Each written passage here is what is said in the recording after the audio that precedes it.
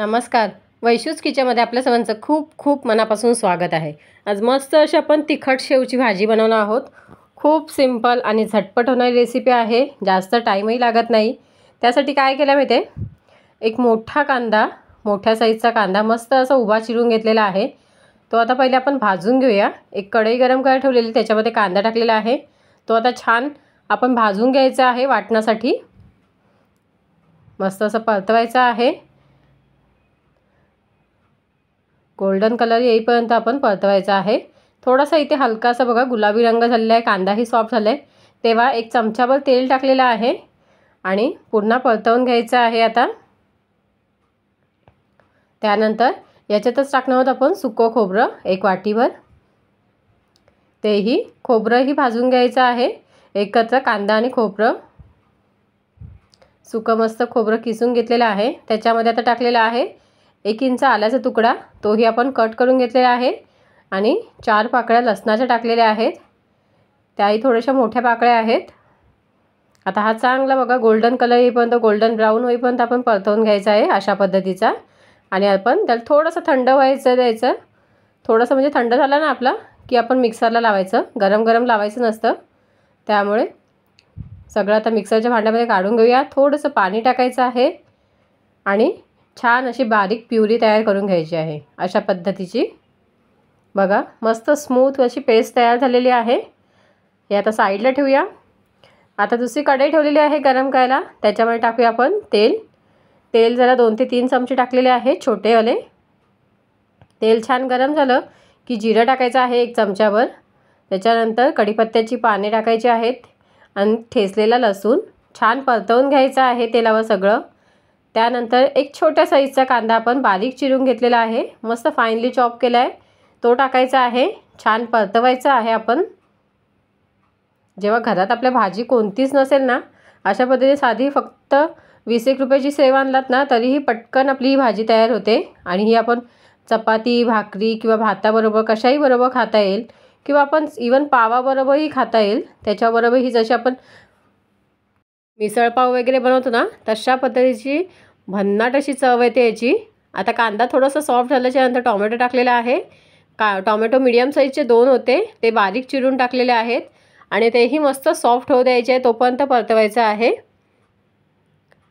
मस्त असं. तुम्ही झाकण ठेवूनही परतवू शकता, म्हणजे सॉफ्ट होऊ देऊ शकता, किंवा असंचही ठेवू शकता. मी आता असंच ठेवलं होतं. मस्त सॉफ्ट झाला आहे कांदा टोमॅटो दोन्ही पण. त्याच्यानंतर टाकूया घरगुती लाल मसाला टाकलेला आहे 1 चमचाभर मोठा. थोडासा तिखट आहे त्याच्यामुळे जास्त टाकला नाही आहे. त्याच्यानंतर हळद टाकलेली आहे पाव चमचा. धना जिरा पूड टाकलेली आहे. त्याच्यानंतर इथे टाकलेला हा जिरा पूड, पहिले धना पूड टाकली होती, जिरा पूड टाकलेली आहे. आणि मस्त परतवायचं आहे व्यवस्थित. मसाले मस्त तेलावर फ्राय व्हायला पाहिजे. जेवढे मसाले वगैरे तेलावर फ्राय होतात ना, तेवढी छान भाजीची चव वाढते. आता इथे मस्त स्मॅशीकरमध्ये चमच्या साहाय्याने स्मॅश करत करत परतवून घेतलेलं आहे. त्याच्यानंतर जे आपण वाटण बनवलं होतं ना कांदा टोमॅटोचं, कांदा खोबऱ्याचं, ते टाकलेलं आहे. सगळंच नाही टाकलेलं आहे. जर तुम्हाला तेवढ्या पद्धती तेवढ्या म्हणजे माणसांसाठी भाजी बनवायची असेल तर तुम्ही वापरू शकता जास्त. मी आता जवळपास फक्त 2 ते 3 माणसांसाठीच बनवणार आहे एका टायमासाठीच, त्याच्यामुळे जास्त नाही टाकलेलं आहे मी.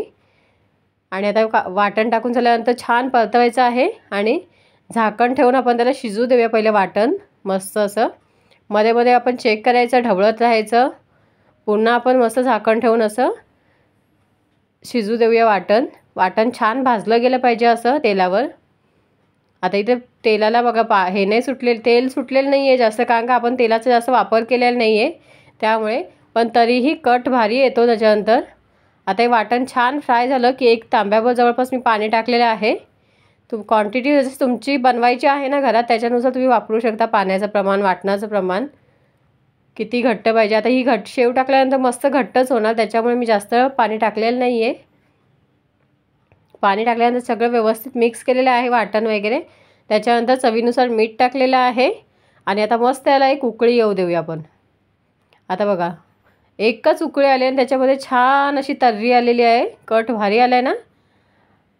अगदी कमी तेल वापरून सुद्धा मस्त कट आलेला आहे. असंच आपण थोडंसं अजून शिजवायचं आहे. एक 5 ते 7 मिनटं मस्त अशी उकळी येऊ द्यायची. त्याच्यानंतर बघा इथे आपला इथे रस्सा छान तयार झालेला आहे।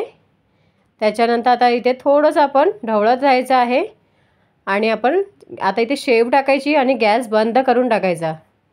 कारण का शेव जास्त जर शिजली ना तर त्याचं पूर्ण आतमध्ये खेमा होऊन जातो, म्हणजे खूपच वितळून जाते अक्षरशः ती शेव जर उशिरा वगैरे खाणं असेल तर।